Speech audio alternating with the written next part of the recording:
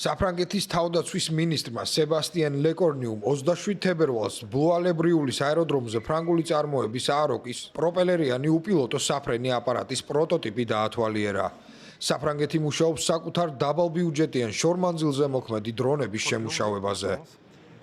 ახლა მნიშვნელოვანია საფრანგეთს ჰქონდეს ზუსტი მოქმედების შეიარაღება.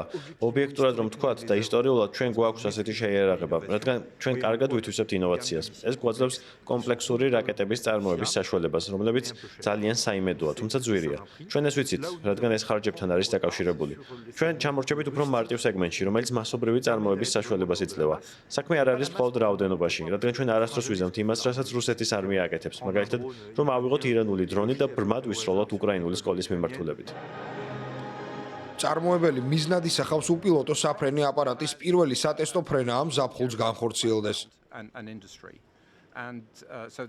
საფრანგეთს აერონავტიკის უზარმაზარი გამოცდილება აქვს, ამიტომ ქმნით აქ გამანადგურებლებს, Airbus-ებს და სხვა თვითმფრინავებს. ერთადერთი, რასაც არ ვაწარმოებთ ამ ქვეყანაში, ეს დრონებია. საფრანგეთი, რომელიც ბირთვული სახელმწიფოა, დიდ თანხებს ხარჯავს მაღალ ტექნოლოგიურ შეიარაღებაზე. ფრანგის სამხედრო ანალიტიკოსები ამბობენ, რომ ასევე საჭიროა უფრო დაბალფასიანი, დაბალტექნოლოგიური იარაღის შემუშავება.